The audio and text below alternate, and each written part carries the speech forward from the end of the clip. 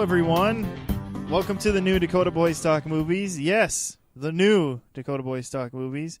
It's nice to be back. Nice to bring you some new episodes, and it's a new year. That's right. New year, new us. Just kidding. We're the same people we've always New been. us. Yeah. I've decided this year I'm going to try to gain weight instead of lose weight. You know, because everybody's like, oh, lose weight, lose weight. It's like, nah. Let's see how much I can gain this year. Let's change this up, man. Yeah, my resolution was to not have a resolution. Oh, man. That's like a, what do they call it, a conundrum? Where it's like, Yeah. like I'm resoluting something that, oh, man. My head just exploded. This is like the next Christopher Nolan movie right here. Oh, man. Like, the not resolution. Something. You're probably more blown away than that time I was asked what came first, the color orange or the fruit the orange. Oh. Is it called the color orange because it's the color of an orange, or is the fruit called an orange because it's orange in color? Well, for Christmas, we got an Amazon Echo Show, so maybe I could ask Alexa. Although I changed the name of it to computer because you can say pewter, like Lego Batman, and it responds. So I'm just always like, pewter, turn on my music. It's pretty great. Oh, man. But speaking of things like Lego Batman movies that came out this year, that's what this episode's going to be. We're in a new year. New us, I guess. And so we're going to talk about some of our favorites of this past year of 2017. This was tricky, Dakota. When I was looking over the year, wow, either 2017 lasted for forever, or I'm just forgetting how long 12 months is or something. I think when I was going back, I was like, that was this year? It felt like a million years ago. It's probably due to the fact that every morning we woke up, we were just waking up to horribly depressing news. It could be. I did kind of put that into perspective, like, is this Donald Trump's fault? Everything else is according to Twitter, so maybe, even according to him sometimes on Twitter, it's his fault. But he masks it in something else. And so maybe it's Obama's fault. I don't know. It's hard to say. Yeah, who knows? Putin's behind it all, maybe. I don't know. But we all know that somewhere China and Russia have an influence also. So, yeah. Anyway, I was just kind of surprised at some of the movies that were 2017 movies that I forgot were as recent as they were. Yeah. I'm trying to remember. Didn't we have a big movie to kick off the year? I feel like there was something like came out January 4th that just blew people away or something. Well, what was an early movie that I don't know? Logan was late. Logan was like February or March or something like that. Yeah. But yeah, and then let's just go ahead and get started. So we're gonna kind of each do kind of our top 5, and remember, these aren't necessarily maybe like the critics' best movies of the year list things, but these were our favorites. We always just kind of do it as like these are ones we liked for one reason or another, which we'll get into, and so we'll each kind of have 5. There'll be a little bit of crisscrossing where we might have some of the same movies in different order and things like that. But Dakota, what's your number 5? Number 5 for Dakota is The War for Planet of the Apes. War for Planet of the Apes. Wow. Yes. Wow. Not many times do you have a third movie that's arguably the best. I mean, when you look at mini trilogies. Yeah, it's or it doesn't, it just isn't, for one reason or another, usually the best. Yeah, it's like the second one seems like in trilogies. I don't know if you could call this a trilogy because supposedly they're working on another one. Well, this is the Caesar trilogy. Yeah. The Caesar trilogy. But now that, Disney owns Fox, who knows what's going to happen with this series? I've thought about that. I know. I don't know if that's a good thing or a bad thing, but how does it make you feel that the Alien Queen is now Disney royalty? Yeah, I died a little bit on the inside when I realized that. At this point, does it really matter? Yes. Because Fox can't seem to do anything right with Alien. Yes. themselves, so why not? Why does it? She can just be a queen. Who cares? I just want to go to Disney World and you have a chest burster attack me. I was thinking about that. Maybe they could have you could explore LV-427 and board the derelict ship, and you see the giant space jockey, and kids are jumping on it, taking pictures with the family. Or this is the new Tower of Terror. Yeah. You just go through a haunted spaceship, but it's not really haunted. It's just xenomorphs. I'd go see that. I would too. That'd be crazy. But okay, so War for the Planet of the Apes. Let's get back to that. Yes. Why did this make your top 5? This is really just a great movie. I know some people had problems with this. People that were huge fans of like the second one, but this one I thought it was kind of marketed as like a big budget like summer movie, and then you go see it and it's like really kind of deep. Like it goes deeper than probably most of the critical movies that are just darlings and that are probably going to win Oscars. I felt that it went a lot deeper than any of those movies. And it had a lot of heart, and there's not much in the way of story with this, but if a CGI ape can really just make you feel, and then you've accomplished something pretty great. I mean, Maurice, he was awesome. Rocket, I can't remember the big one. The gorilla's name. That travels with Caesar.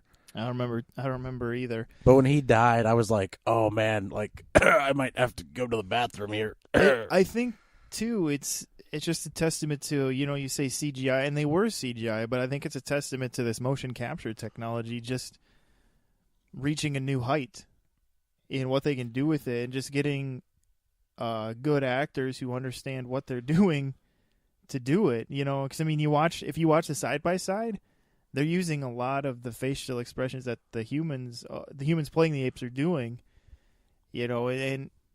but because they were able to create a world where it wasn't humans, it allowed them to tell a deeper story in a weird way.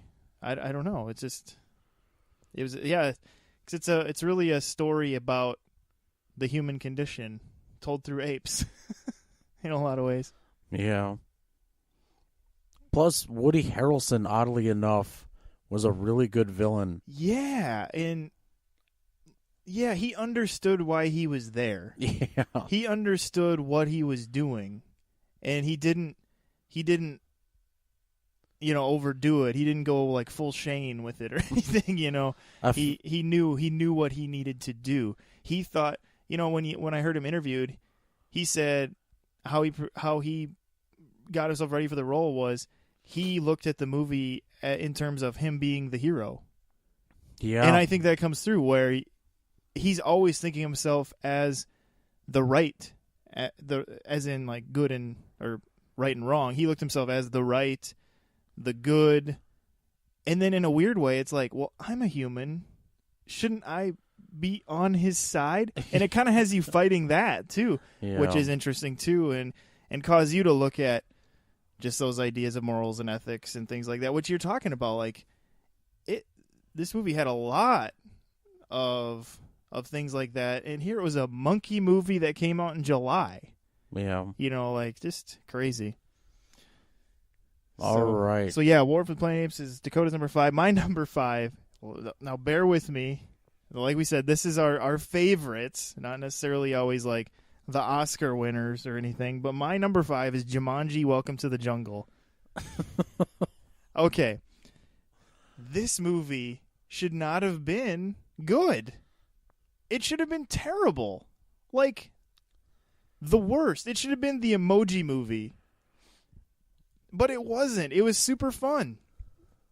They understood how to use the Jumanji ideas that were set up in the original Robin Williams one. They understood what those were and kind of reimagined it into this new idea of, let's have it kind of evolve itself into a video game and then flip it. We'll see it from the perspective of them getting sucked into Jumanji instead of Jumanji coming here. And so that was cool to begin with. Just all the ways they played with that, all the ways they played with video game tropes in this movie were hilarious. Like having characters just repeat lines over and over again because they don't have anything else to say. You try to get more information and they just say what they've already told you. You know, those types of video game things. It was fun to see that. But then to get the actors they got were like Dwayne Johnson, Jack Black, Kevin Hart, and Karen is it Gillan or Gillian? I keep hearing it pronounced as Gillan. Gillan, okay.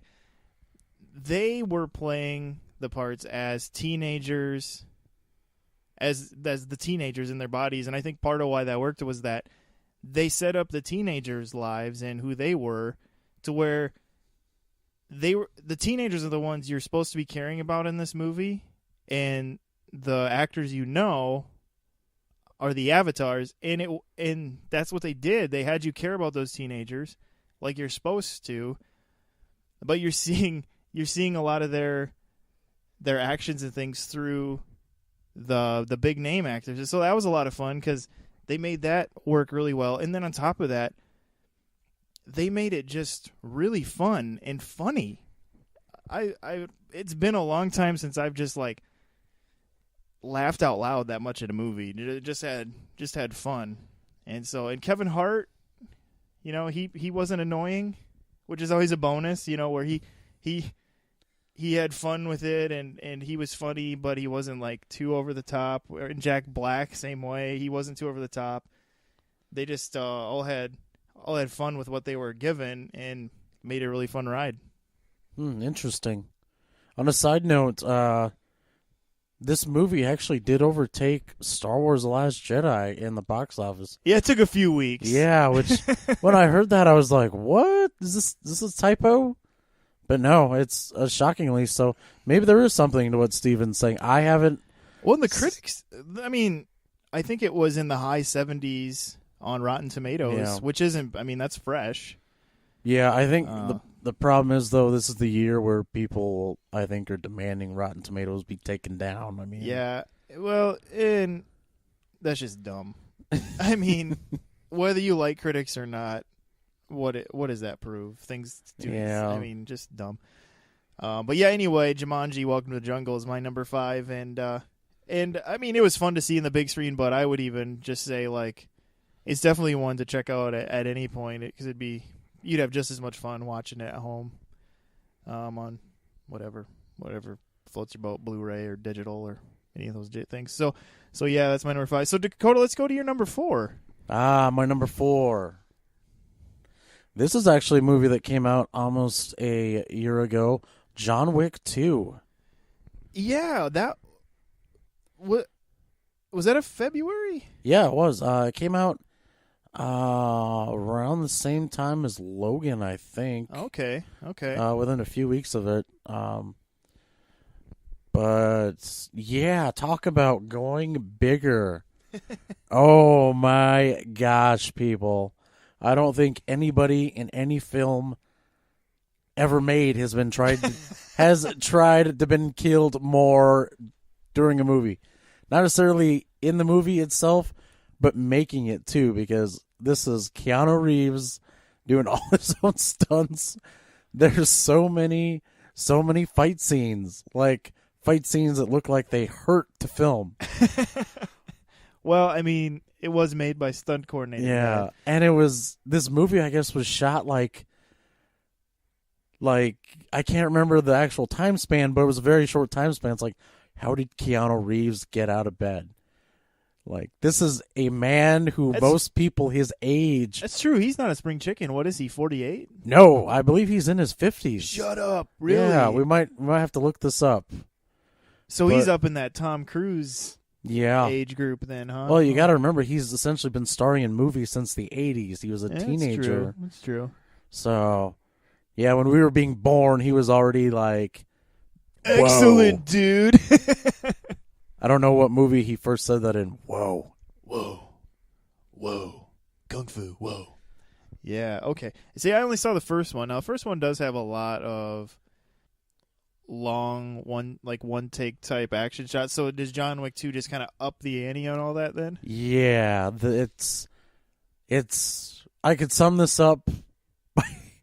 It's kind of, there's parts of this movie where it's nothing but a bullet storm, and there's other parts of this where it's just a dance with two men with pencils trying to kill each other. It's just a beautiful, and shockingly, there's not a lot of blood in this. It's not like RoboCop where someone gets shot and like, the back wall just explodes. Yeah. And this is a very violent movie, but at the same time, it's also incredibly well done.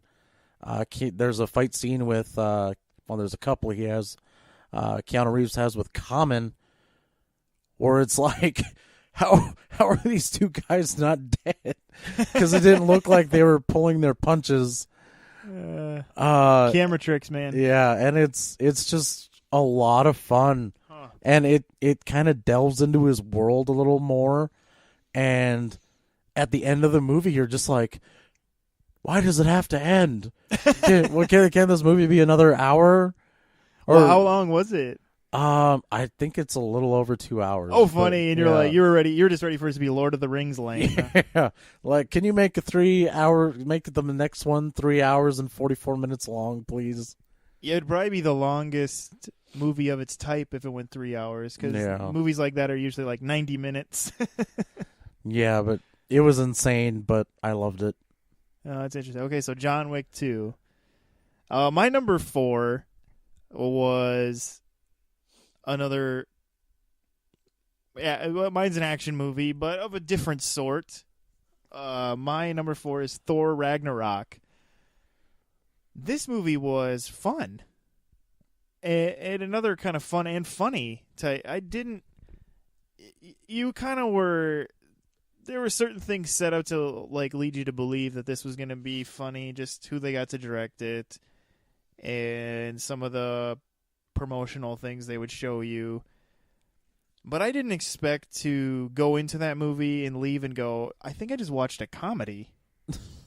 I guess that wasn't really something that was on my radar. I expected it to be fun and have funny elements, but I didn't expect to like leave and being like, I think this was more of a comedy than even Guardians of the Galaxy. That was kind of strange, but it wasn't jarring to have that happen. But and the other thing that was crazy was, talk about like polar opposite of the last Thor movie, which was like grim and like muted tones, and Game of Thrones director did it, and then all of a sudden they're like full of color. And you could just be like, well, that's why they did it like this, to be like polar opposite. Well, maybe, probably even. But they did it where it worked. It wasn't like a jarring thing like what DC's struggling with, where it's like, oh, that was too grim, let's try to lighten it up, and then it kind of becomes like jarring and uneven. But they kind of found a way to like make it work, and I think part of the credit for that has to go to not just who they brought on board to kind of make it in Taika Waititi, but also I think the addition to the Hulk and the way they use the Hulk ironically lightened the mood, considering he's usually a dour character as a whole. And credit has to go to Goldblum as the Grand Master. It was like, talk about his best performance in years.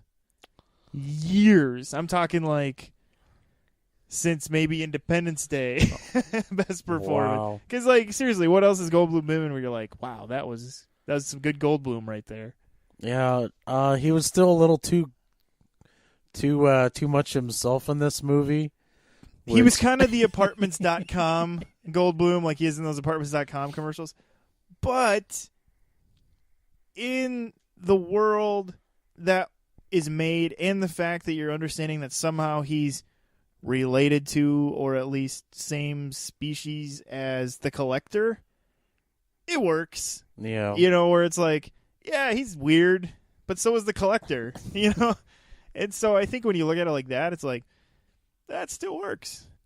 Yeah, this movie wasn't like 100% perfect, but at the end of the day, when it was over, it was fun. It had action. It had interesting characters. It didn't really, there wasn't anything they could really damage in the Thor universe. I know people were upset about where was, the people whose names I can't even remember. The tall Gimli and the Rob. People are like, I can't believe they weren't in this. Like who? Tall Gimli and Robin Hood guy. Like you don't even know their names. Why do you care they weren't in it? Yeah, and they were in this. Yeah, well, that's why people were mad because it was basically like a here's a shot of them and then they're done or whatever. I think kind of sorry, I didn't mean to interrupt. No, go ahead. Back to what you said. I think the most odd thing of that is people are mad that Jamie Alexander's character wasn't in Lady Sif. And it's like, and people were like, well, in a year where we had Wonder Woman, why was she? It's like, okay, whoa, back up. Wonder Woman's something. This is something. Yeah. Just because, one is about a woman. And I kind of let that go for two reasons. First off, I'm wondering if maybe they didn't want to take away from Valkyrie, who is a really interesting female thing with Thor. And I think number two, there was really no good way to use her because that's a character people actually kind of care about. Number three, I don't watch Agents of S.H.I.E.L.D. I know she's been on it. So maybe is there an explanation why she wasn't there? Is she off doing something? Well, the actual reason was she was filming that TV show she has. Well, there you go. She's filming a TV show. The tattoo one? Yeah. There you go. But so see, be happy, people. She has a job. The funny thing is, had she shown up, she would have died. I mean, she probably would have died. So maybe you should be happy she was gone. Otherwise, she would have died with Tall Gimli and Robin Hood. She might show up in Avengers: Infinity War. See? She might not. I mean, so all you gripers, be happy. She can still live. Robin Hood and Tall Gimli, they're gone, man. But it was just fun and refreshing because Thor, specifically Chris Hemsworth playing Thor, I desperately want to like him because he's very good at Thor and he's fun in the Avengers stuff. But his own movies kind of blow, and it was just nice to see one that didn't, and kind of do things with his world. You know, something I thought this completely blew my mind when I realized that Taika Waititi was actually in the Green Lantern movie that Ryan Reynolds was in that just bombed. Yeah, that's right, he was, wasn't he? And apparently, his directing style when he decided to do this movie, he wanted to do it completely opposite of how Martin Campbell did Green Lantern, and I'm like, ouch! I mean, oh, that's great. It had color. And I was thinking, I was like, Martin Campbell's done some good movies. Yeah, here and there. He delivered, one massive bomb, and all of a sudden his directing style is like considered crap, and I was like, ouch. He's had a couple bombs. So Thor Ragnarok's my number 4. Dakota, what's your number 3? Moving on to number 3. This one is going to be probably on like a lot of critics' top 10 list.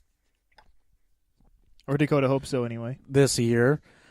And it's not like surprising why, because it's actually a really well made film. I'm talking about Get Out. Oh, okay, yep. Yeah, which kind of an odd title for like a kind of they call it a horror movie, but I didn't really think it was a horror movie. I thought it was a psychological thriller. It's kind of, I think it's the same reason he's now, the guy who made this, Jordan Peele, is now in charge of rebooting Twilight Zone, because a lot of people consider Twilight Zone horror, and it's not horror either. Yeah. And so I think it's kind of in that Twilight Zone-esque field, from what I can gather. I haven't seen it, but I know about it, and so it just seems Twilight Zone-esque, the way it kind of flows. I mean, just from everything, from the beginning all the way to the end, this movie kind of just leaves you like, oh man, where's this going next? And it is really refreshing to go to a movie. I'm kind of one of those guys who's like tries to guess the end or see like the twist coming or something. Sure. So, and then this, like, no idea what's going to happen. There were some great performances from some actors who were more well established. And the film's message about kind of black people being marginalized. Sometimes when you try to do a film that has like a message like that, it gets really heavy-handed, and it kind of like will overtake the film, and that it'll leave you with that what it is. But this movie was just kind of so kind of just got in your head that at the end of it you're just like, oh man, what would I do if I was in that situation? Granted, I'm not black, and I'm pretty sure nobody would ever want to like steal my body unless they were like Mr. Burns, just old and decrepit and dying of like all these diseases, and they're like, just bring me a body. I don't care. I don't care if it's not that tall and kind of pudgy or very pudgy. Just give me a body. But yeah, just really strong movie. And considering who the director was, it was even more of a shock. Yeah. If you're not familiar with Jordan Peele, he's from the pretty famous Comedy Central show Key and Peele, and is known for just ridiculous, goofy comedy. Yeah, really, and to direct something that's kind of oddly enough plays into everything. Oddly enough, this story came from a weird source. It came from Eddie Murphy. The inspiration was Eddie Murphy.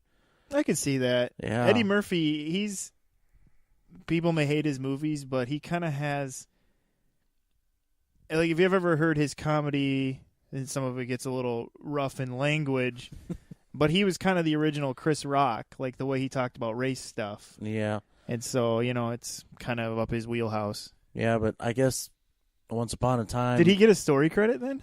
Eddie Murphy? Well, no, it was just he was kind of telling the director about this time he was dating a white girl, and he, I guess, went to what he considered out in the middle of nowhere to meet her family, and he was playing in his head all these scenarios like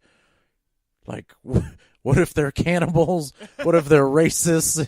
Or what if they lock me in the basement, torture me? Just playing all these scenarios that were going through his head, and I guess he was legitimately worried about what was going to happen. And I was like, yeah, which is interesting. Just because obviously I'm even paler than you, Dakota. I mean, I have no sense of the black experience, as they call it, to understand the thoughts that are going through their head, and to think and to look at it from a different point of view, is how white people can sometimes get nervous when they're all of a sudden surrounded by a lot of minorities. I've actually, and to see it and to understand it from a different perspective with a different thought process is kind of interesting. Yeah, it's and I think it all plays into that same fear we all have, and it's fear of the unknown and fear of not being able to. It all really just goes back to the unknown. Yeah. Like, you just don't know, and you just don't know what could happen, and yeah, it's interesting. All right, definitely recommend seeing this movie.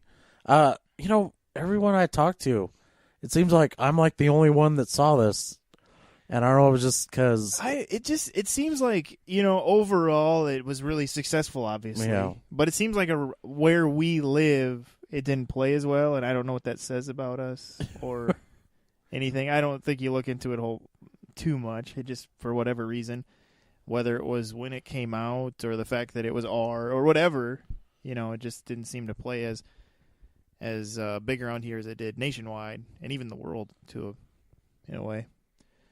So yeah, my number 3 is also involves someone having a big experience and change in their life, and it's the Lego Batman movie. This movie was amazing. I don't know what else to say. Again, it may not be and probably won't be nominated for like Best Animated Feature, but holy cow, definitely one of the best animated movies of the year, just in terms of fun and the fact that it had a really good story to it. And just taking Batman and be like, okay, what can we do with the Batman we created in Lego Movie and give it its own twist, but still have like kind of a deeper message there. And so it's like, well, let's just kind of have him be like I'm completely awesome, like like in public he's just like everything, he just Batman, and he just treats himself like he's the greatest thing ever. and then you realize he's just a lonely, sad man. When he's home, he has no friends. He's like emotionally disconnected from the world and even Alfred. And so it was something that's there. I think a lot of people can sometimes miss that in the way it was promoted, or even when they're watching, it's like, oh, this is just stupid, silly jokes or whatever. But I mean, when you watch it, it's all right there. It's really the story of a man who's disconnected and is actually, at the end of the day, just super lonely. And it kind of his story of kind of coming through that through an innocent little boy who comes into his life, voiced by that Juno guy. What's his name? Michael something. Michael Cera. Yes. Michael Cera, of all people, voicing an innocent little boy. Well, he has that voice. He has the voice, but I mean, he's just not usually very innocent in the things he's in. And that's the other thing with this movie. It's got everyone I thought was cast really well with their voices. Will Arnett obviously already knocked it out of the park in Lego Movie, which is why this movie happened. And I think he even just upped the ante for how great he is at being the voice of this particular Batman. Maybe not every kind of Batman. You know, maybe he's not the Kevin Conroy of Batman, but he's definitely the Lego Batman voice. And Michael Cera as Dick Grayson / Robin, Rosario Dawson as Barbara Gordon / Batgirl, Ray Fine as Alfred. I'm like thinking, like, why didn't they hire this guy as Alfred in the DC universe? Although Jeremy Irons works for as much as they use him, I guess. Just great all around. I think Hector Elizondo, Yeah. was Commissioner Gordon, if I remember correctly. Yeah. Because I remember the first time I watched it, like, I know that voice, and then I realized that's who it was.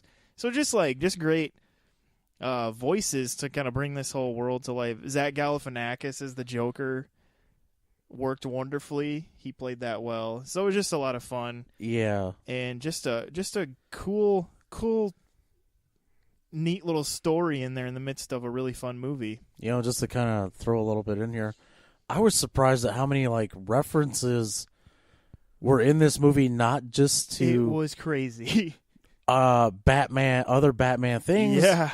But, other films. Right. They were flying fast and furious in this movie, which some people were like, oh, I couldn't even catch them all. Like, it doesn't matter, though. Like, even if you don't catch them all, it's not fun, and then it gives you something fun the second and third time you watch it. Yeah. Without spoiling anything, there is a Twilight Zone, Back to the Twilight Zone, reference in this movie, and I saw it the first time, and I lost my friggin' mind. I was like, ha ha ha ha. And then my girlfriend just looked at me and was like, quit it, you're being awkward. And I was like, all right, whatever.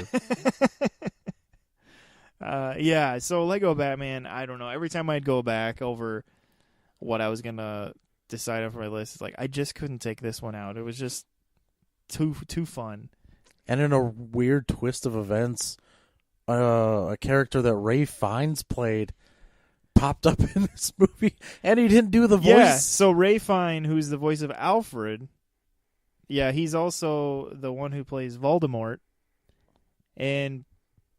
but he wasn't the voice of Voldemort. No. So that was just kind of funny. It's like, well, he's right. Why didn't they just have him do this voice or whatever he does? But yeah, anyway. Dakota, let's go on to your number 2. Get up in the deuces here. Number 2. You know, honestly, in any other year, I think this, especially maybe last year, I'm referring to 2016 now, this probably would have been the number 1, and I'm talking about It. Okay. This movie was solid, like gold brick solid. I mean, you take a sledgehammer to this thing. Just for the record, Dakota's number 2 is a solid brick. That's for all my junior high friends out there. Thank you very much. It's Steven out. Okay. What was I saying? Oh, yes. I'm going to be honest with you guys. Kind of the only reason I was a fan of the original It, the made-for-TV movie, Tim Curry. I think that was everybody. Yeah. Essentially. Well, I mean that in Annette O'Toole. And Harry Anderson. For me, the only reason I sit through it and that I enjoyed it was basically because of Tim Curry. Didn't really care for the quote-unquote adult part of the story. You know, when the kids grow up and they come back to it. At that point, the movie just like goes off the rails, and it's like it's really hard to stay focused, especially when they're in the Chinese restaurant. Things go sideways. It's just, for me, it's like, why do people like this? And my mom, who absolutely is not a fan of movies, loved this growing up. So occasionally I would like have to sit with her and watch it. Dang, that's like an over 3-hour miniseries. Yeah, too. It was. She would like sew or quilt, and I would just be sitting there like, oh man, I could be watching. Sitting there holding her yarn ball while she's. I would sit there and be like, I could be watching Beetlejuice right now. Yeah. Beetlejuice. But this new one, oh man, the previous one doesn't even compare to it, and I'm gonna put this out there. And I need you guys not to freak out. It's actually better than the book. Ooh. Because here's my problem with the book, and it's kind of equates to my problem with Stephen King. There's a lot of crazy ideas in the book. He has a tendency to do that in all his stuff. Just like, throw in like weird extra things. Like if, I don't know, Rod Serling did a bunch of acid and then hung out with, oh man, I'm trying to remember, what was the Gonzo reporter's name?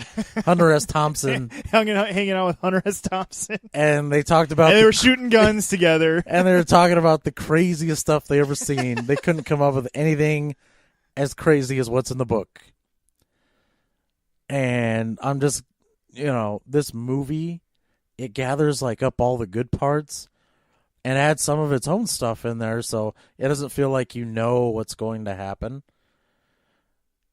And it just runs and everything just flows. I mean, in a way, I'm kind of glad they decided to break up the book, because otherwise it would have been like a 4-hour movie. Well, when you have like a whole childhood plot and a whole adult plot, it would have been hard to do in a 2-hour movie. And then I feel like probably both sets of time periods would have suffered for it. Sure. Whereas this time, this one's set in the 80s, and I was kind of like bracing myself. I was like, oh, this is going to be like Stranger Things, where there's all this crazy references to the 80s. Sure. Popular stuff. But it's really not. I mean, it's just kind of like, oh, they're living in the 80s, but they don't really like constantly like, oh, look at my new AC/DC shirt. Is an album great? Just setting up like a realistic 80s. Yeah, and what helps this film is the kids are actually really good actors, and they're so charming. They kind of just get you to root for them. And then Bill Skarsgård, who I just recently found out is like part of the Skarsgård family. Yeah, like he's like one of Stellan's kids. Yeah. He does a really good job, and he just like creeps the hell out of you. And doesn't doing his job, huh? Yeah, doesn't ever lay off the gas, and you're just constantly like sitting there. I don't think it's been a while since I was actually in a movie theater full of people and legitimately got scared. But in this one I was. So my hat's off to the director of this movie, the cast. This was an amazing film. It was almost like it was essentially the only thing I equated to was the horror movie version of Stand By Me. It's just about some kids on a crazy adventure battling against a clown, Yeah, I mean, I'm with you on the Stephen King here. He has these good ideas, and then he elaborates them into these gigantic weirdo messes. And so, because it was like, when he says what the actual themes of his books are supposed to be, it was like, really? That's what it was? Because, I mean, it was supposed to be kind of an ode to coming of age. Yeah. But he kind of, I mean, but why was his book like so gigantic? He just has some more than it needed to have. I'm sure. Yeah, what's going on there. He tried to, in the book. I don't know if you've ever read it. I think he tries to throw like the cosmic horror in there, and then that's when like things just completely are like, what's going on? Yeah. He likes to create God and devil characters, but in a very atheistic way, which is interesting. Like, he likes to have all these, like, it's just funny to have someone who does that, because it's like, well, you're just creating a different form of God and the devil. Like, no, it's not God and the devil. Or something. Yeah. It's just kind of weird.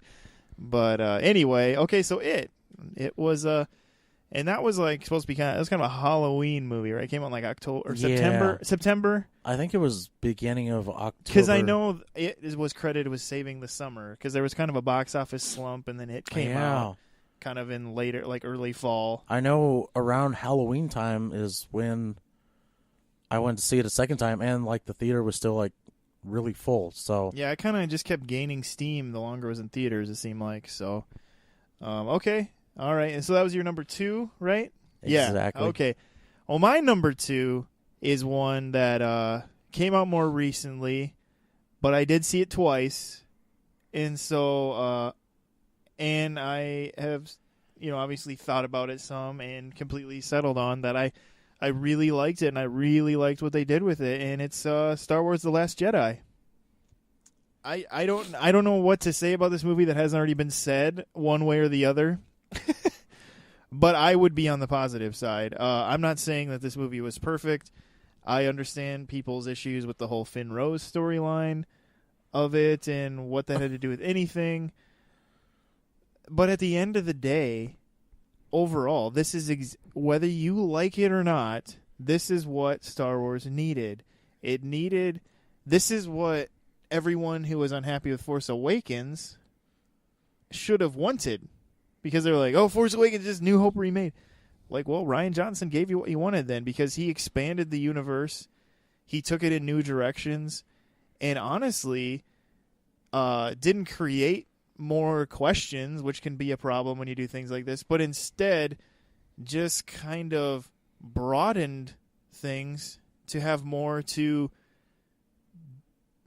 play with in the future. And I really liked even some of the things that people had issues with like the casino planet and things like that. I understood what he was trying to do there, and I thought that was kind of an interesting take on just exploring, just looking at war from a galactic point of view, and how and because you do kind of wonder about that with the other Star Wars, like, where are all these weapons coming from, and all these supplies, they have to be getting their, there has to be some sort of you're kind of understanding that there is a certain amount of trade and shipping happening in space, but we've never really seen where that comes from, and so to kind of expand that a little bit was cool, and just expand the awakening of the Force a little bit in some of those ways was just interesting.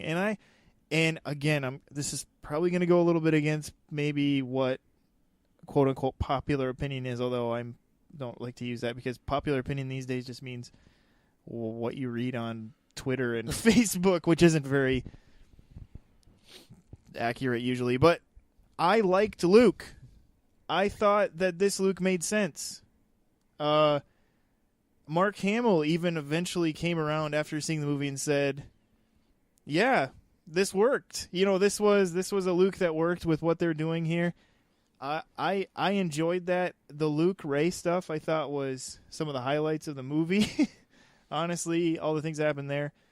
And well, honestly, anyone that Rey ended up interacting with, and not just because of Rey, but like Luke was good, but then Kylo Ren, they just deepened him where, he became, everybody after The Force Awakens kind of turned into this like emo Kylo Ren, which I follow that on Twitter. That is pretty funny, the emo Kylo Ren stuff. But this movie just emotionally deepened his character so much, and you understand his motives even more, where he's arguably like the best Star Wars villain that they've ever had. I mean, just because you actually understand all of his motives as they're going, and you're always emotionally attached to him in wondering of what's going to happen next or what he could do, because he's also very unhinged. It's like, God, is he going to end up just like punching the wall or killing someone? You don't know. And so it makes it it just adds to that dynamic a lot. And I don't know. I just found it a very fun movie. I liked Poe's storyline. Again, not all the things they did with that whole storyline were perfect, but at the end of the movie, I liked what they did with that. And so I just enjoyed it. I enjoyed it quite a bit. So I don't know, Dakota, I don't know what. Yeah, if you have any little 2 cents to throw in. I'd rather not. Okay. Hey, that's your top 10 list, man. Our top 5 list, not mine. I don't want to take anything away from it. So, all right. So, Last Jedi is my number 2. And so, we're going to go on to number 1s now. So, the big number 1s, the drum roll time. So, Dakota, what was your favorite movie all right, of 2017, at least as of now, until you change your mind? Oh, man. I don't think that's going to happen. Okay. All right. Cue the fanfare, everybody. And my number 1 is Wonder Woman. Oh, there it is.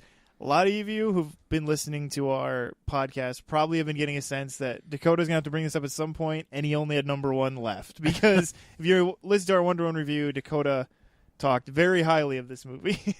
Yes, very easily one of the best of the year. In a year where we had quite a bit comic book movies that were pretty strong. Yeah, definitely a lot more on the positive side. Yeah, this one blew me away. I essentially went to see this not sure what to expect. The thing I kind of kept going back to in my mind was there was a Wonder Woman animated film that that popped up years ago. I think Steven was childless at this point, so it's been out for a while. Yeah, I think I was. Because that would have been like, well, I don't know, 2006 or 7. Wasn't Kerry Russell like the voice? Yeah, lifetime ago. But I was kind of thinking in my head, it's like, well, I hope they just don't try to like do something like that where, and of course they were taking inspiration from 300 a little bit. Yeah, oddly enough. And I just wasn't sure what to make of it. And I was like, okay, we're just gonna go opening weekend. We'll get it out of the way. I was pretty sure Steven wasn't too stoked to see this movie. I was on the fence. I was on the fence about it, but it also came out at a time when it was harder for me to get to movies and stuff. But yeah, I was really on the fence about it. Yeah, and then you go see it, and within like 20 minutes, you're just sucked into this world. And it was just so amazing, and you just loved everything that Patty Jenkins had done. It's like, who is this woman? Where's she been? Why are we just getting a movie like this now? Why haven't we?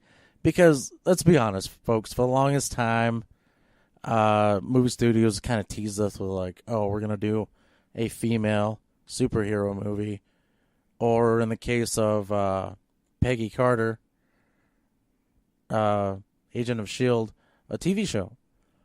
And then they come out, and it's kind of underwhelming. I mean, Catwoman was just a god-awful movie. And it had a weird director, too. Yeah. That didn't help. Yeah, oddly enough, completely getting off sidetrack, I found out that was supposed to be directed by Tim Burton originally. I can see. I mean, that makes sense. And people liked Pfeiffer's Catwoman. Yeah, it was supposed to have her Catwoman in it, and I guess that's where the kind of weird, the cats can give you life or some crap came from. Oh, they just continued with that mythology. Yeah, yeah, Oh, odd. I know, odd. But anyway, back to this great movie I'm talking about. Like I said before, this movie kind of falls victim to some of the cliched things that Warner Brothers is trying to do with their superhero movies, but they were so minor and you can kind of forgive him. Chris Pine, I thought, was great. So were the others in this movie. Kind of having trouble remembering who the German general was, the actor that played him. Oh, Danny Houston. Yes, Danny Houston. What a man that old, what a man that age is still doing being called Danny, I don't know. It's probably just like a screen. They just stuck with it as a screen name. Yeah. I would guess. Yeah, but oddly enough, yeah, everything about this movie I just loved. Was pretty grateful that they downplayed the CGI as much as they did, because I really feel like it's overused in movies these days. And yeah, this just a good movie all around. There was love, war, death.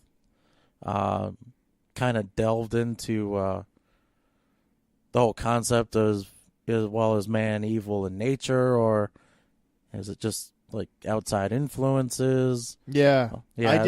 I did find that was, I think, the strongest storyline, which I thought they should have stuck with a little harder than they did, because I thought that was really interesting, because they had her like so dead set on Ares was the one causing all the problems in the world, and I was really interested in what they were going to do with that. I thought that was a really interesting way. Like, is this man that's making this whole mess, or is it like this kind of supernatural influence? That was a really interesting take on that. So, and I thought just the whole Amazonian part was really interesting.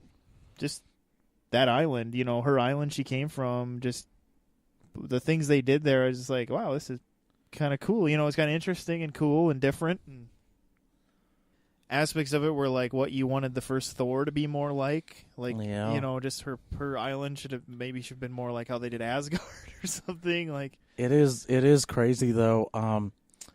When Justice League came out, so many people were angry at how they portrayed the Amazons as opposed to this movie. And I mean, there is subtle differences. I mean, the Amazonians in Wonder Woman, they're obviously physically like very fit, but in Justice League, holy cow, they obviously used female bodybuilders. Wasn't it like the same women though, pretty much? You didn't really see some of the same actors. It was, scenes when Steppenwolf comes to Themyscira, and in the ancient battle scenes, they're stacked, man. I'm pretty sure some of these women could probably pick me up and slam me on the floor. That whole sequence where they're trying to keep that weapon ahead of Steppenwolf, like they're shooting their arrows. That is like the coolest sequence in the Justice League movie. If Zack Snyder did that scene, which I'm guessing that was a scene he did. Yeah. Like, props, man. That was a cool sequence. It was just, it was exciting, and you were right there with their struggle to like keep it away from him, and it was just cool. Yeah. So. But yeah. Oh, and he also got flack for putting the Amazonian in the metal bikinis in Justice League. I don't know if you saw that. Yeah, I don't even know if I would have thought of that if it weren't for people griping. Like, I wasn't sitting there going, "Oh baby, oh yeah." But I mean, it wasn't like, I guess I just didn't think about it. Yeah. The Amazonians just always seem like no matter what they're wearing, they seem underdressed for what they are. It's kind of like when you watch 300. It's like they're very underdressed for going into battle. Well, they are supposed to be Greek. And, nobody griped with 300. Like, why are they naked practically? Who goes into battle in just underwear? But with that, we're like, I wonder how hard they worked on those six packs. Oh, that's what we think of. That's what we think about with 300.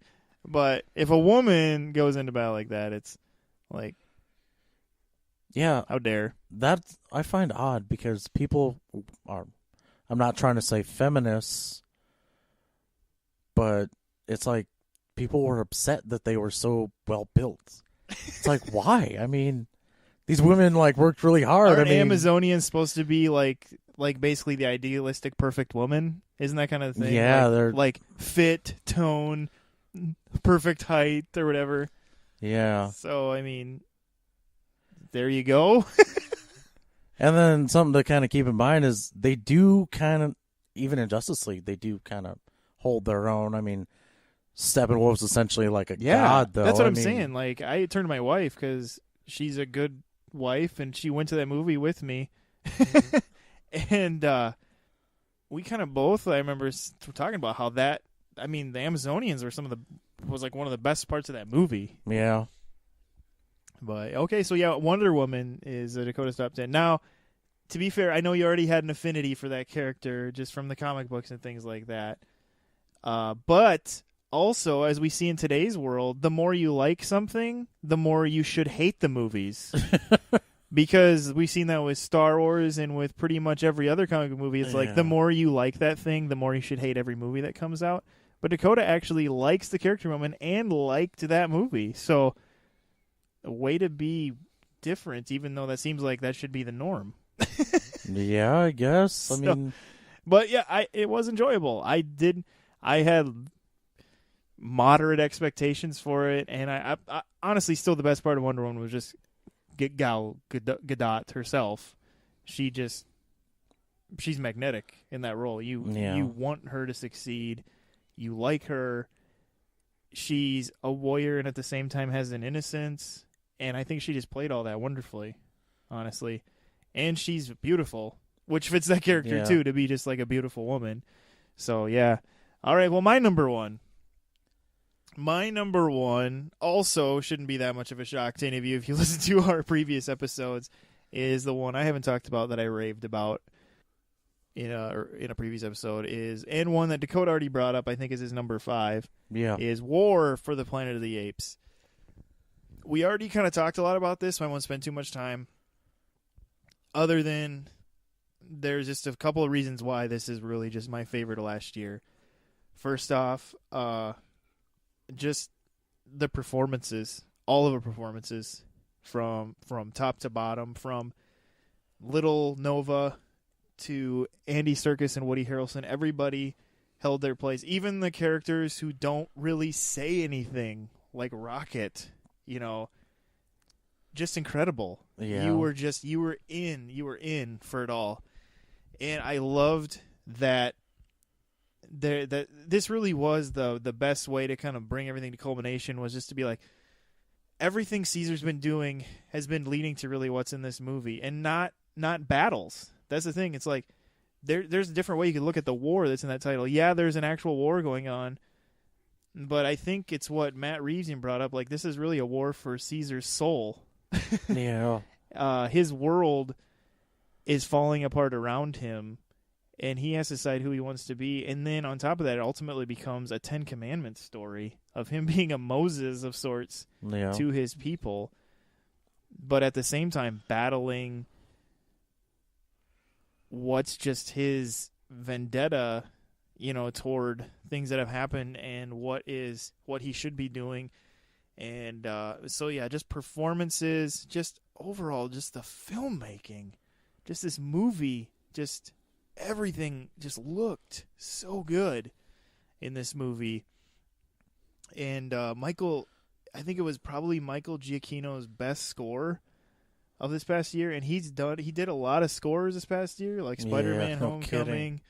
I think even the Coco, that Pixar movie, just like he was involved in a lot of different movies over the past just couple years, where it's like, you do that many movies, doesn't things just get redundant? I mean, like, when I said this when James Horner passed away, which is a very nice thing maybe to say about someone who died, but his scores got pretty repetitive. There was always going to be these things that were in them where I was like, okay, yeah, James Horner. And Michael Giacchino, you always kind of have an idea of maybe when it's him, but he always brings a newness to the table and does something with it that fits the story. And I think War for Planet of the Apes is probably like his best score. And so I think that just adds to the movie, because it really needed that. When you're relying a lot on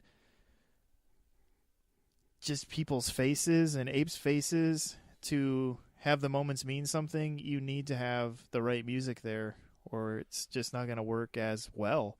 And so that was just another aspect I want to bring up, something that just really helped that movie just reach the top, and I'll be really bummed out if the Academy doesn't nominate Andy Serkis. They won't, though. Yeah, they're a little But too snobby, honestly. I really wish they would, because as far as I know, I haven't looked at the Golden Globe list, but I'm assuming he wasn't nominated for a Golden Globe. No, for this, unfortunately. either. So, but it's really too bad. Andy Serkis puts a lot of time and effort into these performances, and you can just see his care in the final product and how well he does. And I just am waiting for the day for him to really get recognized outside of just people talking about it. You know, he might with the Jungle Book movie he's supposed to do. But I'm still interested how that's going to work out. I don't know. We'll see. But at the same time, that's kind of a slippery slope because we just had a Jungle Book movie. Yeah, and I think people are like speculating if that movie's even still going to happen. Yeah, I don't know. I kind of feel bad for him because I think that was going to be like his way to kind of bring all of his work together.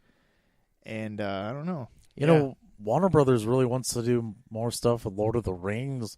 It's like, maybe it's time for Gollum to get his own solo movie. Yeah, or do a Silmarillion movie and then have him be like, I don't know, one of those big characters in that, or something like that. You know, just putting this out there, I'm saying this only because I'm really, really secure in my sexuality.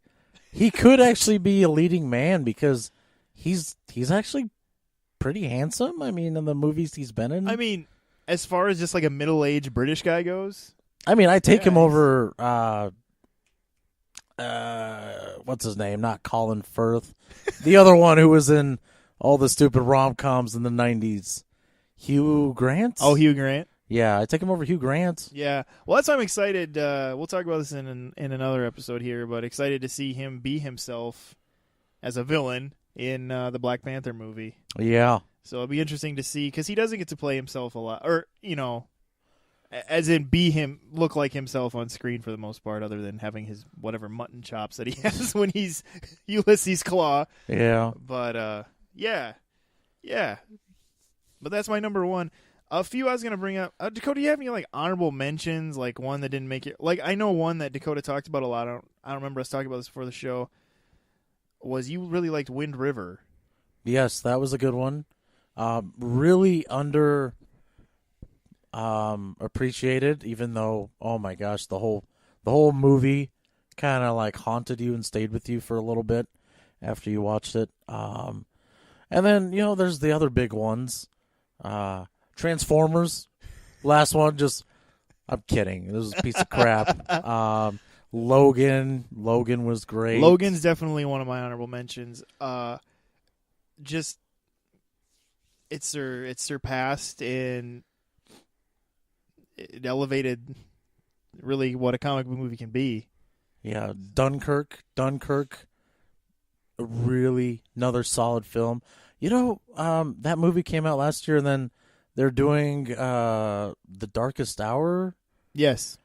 I feel like those two movies could be spliced together. I thought about it too, because when I heard there was going to be a Winston Churchill movie, and then I saw what it was about, I'm like, well, God, it's essentially going to involve Dunkirk. Yeah.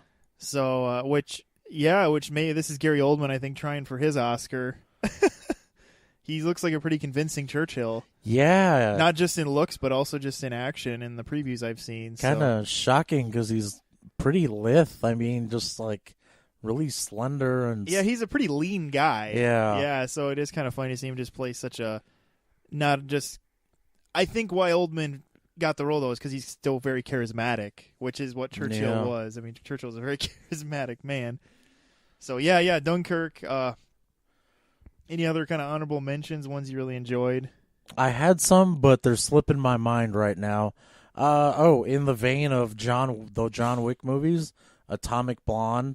Okay. Very well made. I was kind of expecting this schlocky kind of tribute to 80s action movies, and it was essentially kind of, like I said, the same style of John Wick, and it was so good that I was thinking to myself, man, if they make the Wonder Woman sequel, they should just, I'm forgetting, Charlize Theron.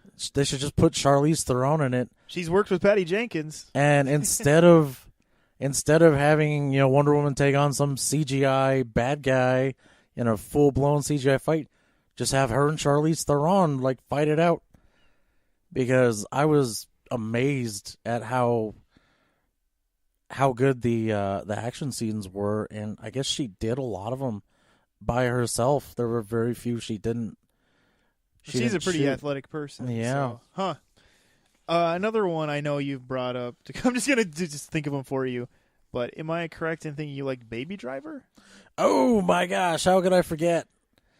Yeah, this one, I was debating it, putting on my top 5, but to be honest with you, it's one of those movies after I've seen it like 3 times. I probably won't watch it again for a while, just because it does kind of the end, like the third act does kind of slog down, and at that point it becomes more of like a traditional kind of on the run tale, on the run from the police and on the run from the bad guys, and I feel like it detracts a little. Sure, okay. And I'll jump on the bandwagon and be like, oh, it has that monster Kevin Spacey in it. The film must be burned. Yeah. Yeah, I think with that, though, we'll go ahead and we'll bring this show to a close. A couple others that I'll just say these quick. These are just 2 that surprised me. They just surprised me because they were actually good and shouldn't have been, and that was Cars 3 and Kong Skull Island, were 2 movies that were like, wow, these shouldn't have been good, and they kind of were. Kong Skull Island being amazingly, awesomely dumb, stupid, awesome fun, and Cars 3 being the sequel to Cars that we needed. Yeah, or wanted. It's weird though, because throughout the year after Kong Skull Island came out, it kept getting comparisons to Aliens, and I'm like, wow, people think it's, it really does depend on your value, the value you have of Aliens. Yeah. But to me, it's like that's a pretty good comparison. It's like for the most part, that's a pretty good, should be honored to be compared to. Yeah, no kidding. So we're going to bring this episode to a close, not keep you too much longer. We thank you for listening, and like I said, these are just movies that we just had a lot of fun, or in terms of it, Dakota peed his pants a few times watching, so it was fun in the scary sort of way or something like that. But yeah, we just, obviously, as you can tell, we just enjoy movies, and we hope you do too. And so we're going to be bringing you more in the future here, and not have such big, like, long breaks in between episodes. Hopefully, we're trying to narrow those gaps there a little bit to bring more to you. But yeah, so thanks for listening to this episode. This is Steven. This is Dakota. Adios.